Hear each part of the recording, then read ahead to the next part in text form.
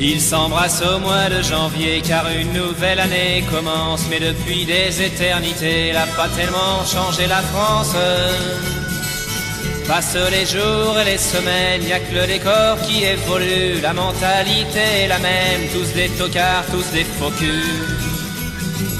Ils sont pas lourds en février à se souvenir de Charonne, des matraqueurs assermentés qui fignolèrent leur besogne.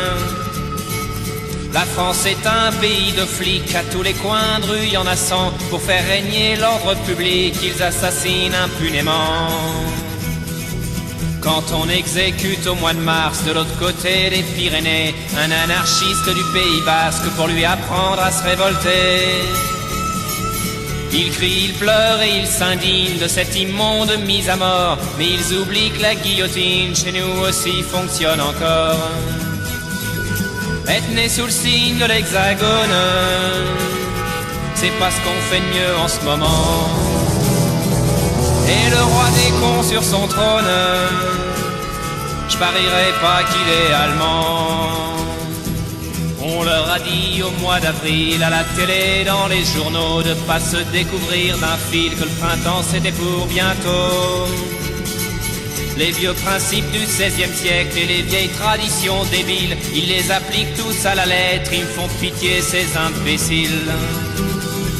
Ils se souviennent au mois de mai d'un sang qui coule à rouge et noir, d'une révolution manquée qui faillit renverser l'histoire. Je me souviens surtout de ces moutons effrayés par la liberté, s'en allant voter par millions pour l'ordre et la sécurité. Il commémore au mois de juin débarquement de Normandie. Il pense au brave soldat ricain qui est venu se faire tuer loin de chez lui. Ils oublient qu'à l'abri des bombes, les Français crient et vivent Pétain, qu'ils étaient bien planqués à Londres, qu'il n'y avait pas beaucoup de Jean Moulin. Être né sous le signe de l'Hexagone, c'est pas la gloire en vérité. Et le roi des cons sur son trône, me dites pas qu'il est portugais. Ils font la fête au mois de juillet en souvenir d'une révolution qui n'a jamais éliminé la misère et l'exploitation. Ils s'abreuvent de balles populaires, de feux d'artifice et de flonflons. Ils pensent oublier dans la bière qu'ils sont gouvernés comme des pions. Au mois d'août c'est la liberté, après une longue année d'usine. Ils crient vive les congés payés, ils oublient un peu la machine. En Espagne, en Grèce ou en France, ils vont polluer toutes les plages et par leur unique présence abîmer tous les paysages. Lorsqu'en septembre on assassine un peuple et une liberté au cœur de l'Amérique latine, ils sont pas nombreux à gueuler. Un ambassadeur se ramène, bras ouverts, il est accueilli. Le fascisme c'est la gangrène à Santiago comme à Paris. Être né sous le signe de l'Hexagone, c'est vraiment pas une sinécure. Et le roi des cons sur son trône, il est français, ça j'en suis sûr. Fini les vendanges en octobre, le raisin fermente en tonneaux. Ils sont très fiers de leur vignoble, leur côte du Rhône et leur Bordeaux. Ils exportent le sang de la terre un peu partout à l'étranger. Leur pinard et leur camembert, c'est leur seule gloire à ces tarés. En novembre au salon de l'auto, ils vont admirer par milliers derniers modèles de chez Peugeot qu'ils pourront jamais se payer. La bagnole, la télé, le tiercé, c'est l'opium du peuple de France. Lui supprimer, c'est le tuer, c'est une drogue à accoutumance. En décembre, c'est l'apothéose, la grande bouffe et les petits cadeaux. Ils sont toujours aussi moroses, mais y a de la joie dans les ghettos. La terre peut s'arrêter de tourner, ils rateront pas leur réveillon. Moi je voudrais tous les voir crever, étouffés de dindons marrons. Être né sous le signe de l'Hexagone, on peut pas dire que ça soit pendant. Si le perdait son trône, il y aurait 50 millions de prétendants.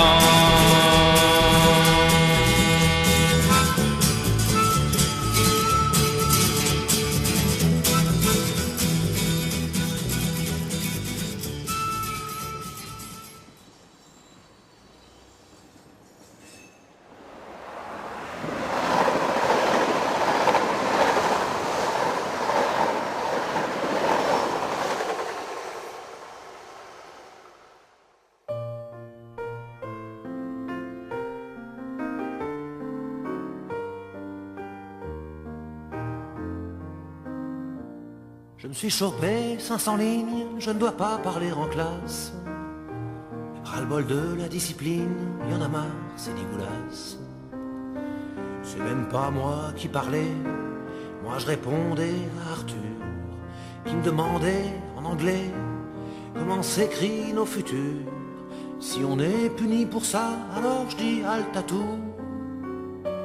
Explique-moi papa, c'est quand qu'on va où? C'est quand même un peu galère d'aller chaque jour au chagrin. Quand t'as tellement de gens sur terre qui vont pointer chez Fourien. Avec les devoirs à la maison, je fais ma semaine de 60 heures. Non seulement pour pas un rond, en plus pour finir chômeur. Veulent me gaver comme une oie avec des matières indigestes.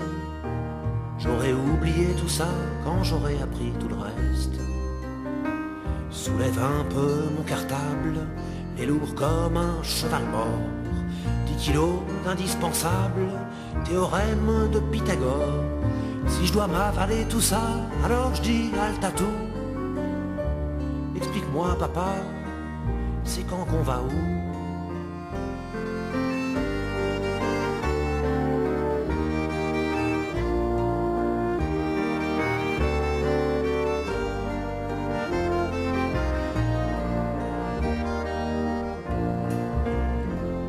L'essentiel à nous apprendre, c'est l'amour des livres qui fait